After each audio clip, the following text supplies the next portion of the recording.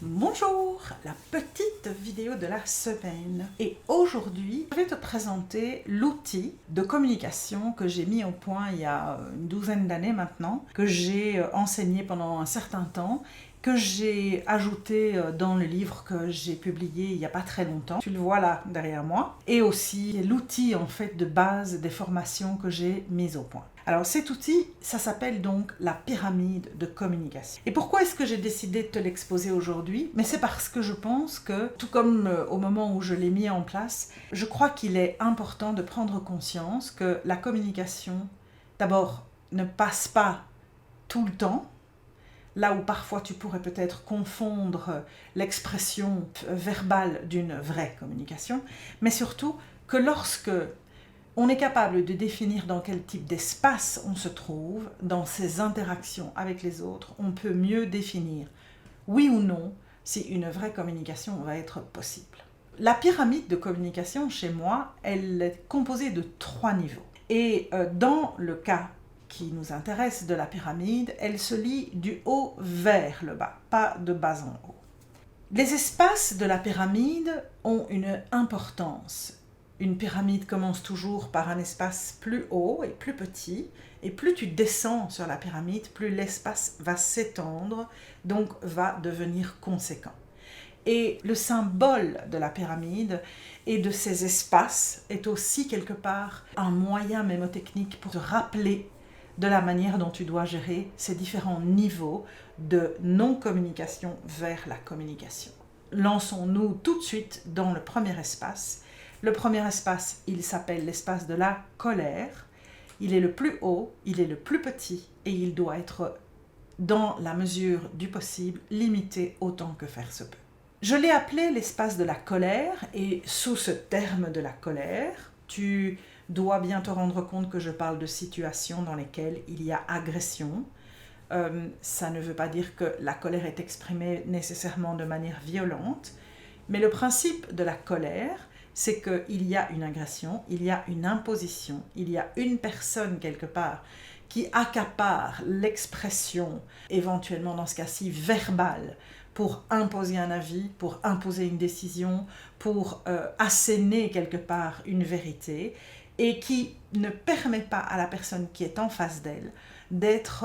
dans une situation où elle pourrait être entendue, voire elle n'a pas la capacité de s'exprimer du tout, et pire encore, quand ça devient vraiment des situations de colère agressive, avec des cris, des insultes et ce genre de choses, à ce moment-là, ce qui va se passer, c'est que la personne qui va subir l'agression va surtout se concentrer sur le fait de se dire « comment puis-je me protéger ?» Et donc, simplement par cette analyse mentale qu'elle va faire, sera donc absolument incapable d'écouter ce que la personne est en train d'invectiver. Si elle grappillera certainement des bribes de ce qui est dit dans l'agression, elle ne va pas pour autant en écouter le contenu et essayer de le comprendre. Parce que le principe de l'espace de colère, c'est un principe dans lequel il n'y a pas de communication. Une expression verbale, même froide, sans être agressive, n'est pas une communication.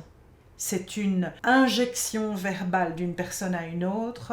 qui impose quelque chose et qui met l'autre dans une position obligatoire de soumission.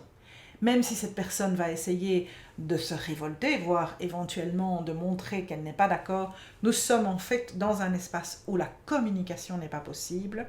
parce que pour qu'il y ait une communication, il faut que chacun soit entendu dans sa réalité. On y reviendra. Cet espace de la colère est donc le dessus de la pyramide.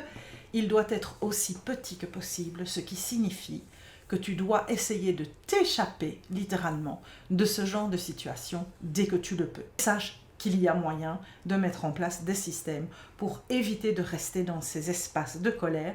parce que dans ces espaces de colère, on peut arriver à des situations où on va agir, voire dire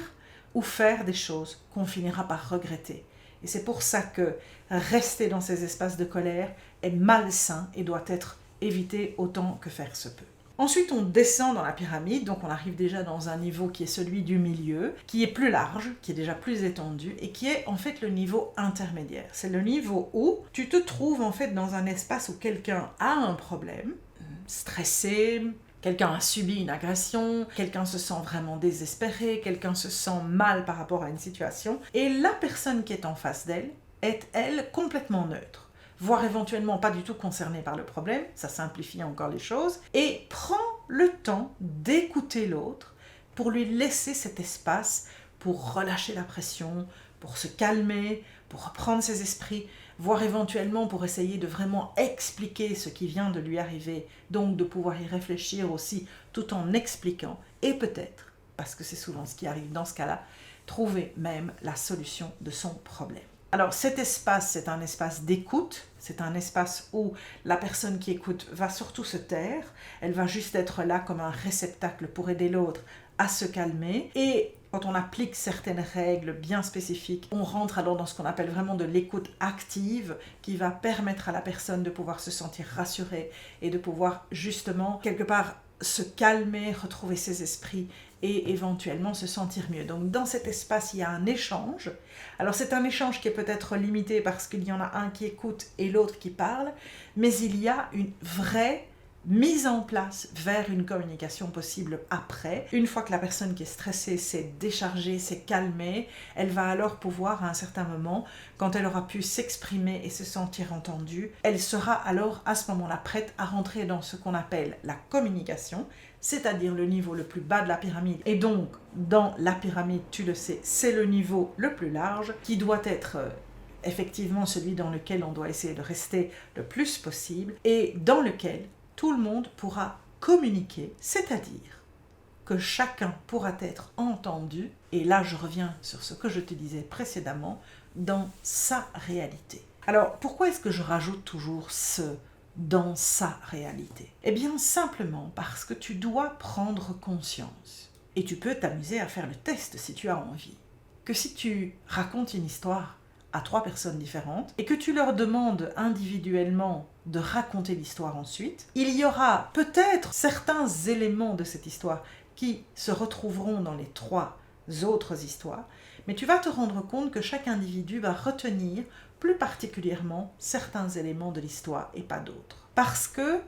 la vie de chacun est différente. Les expériences que l'on fait nourrissent la personne que nous sommes. Parce que l'intérêt que nous avons, la focalisation que nous avons sur certains détails, la manière dont on écoute, surtout quand on n'a jamais vraiment appris à entendre les autres, va vraiment être différente d'une personne à l'autre. Et c'est pour ça que lorsque tu choisis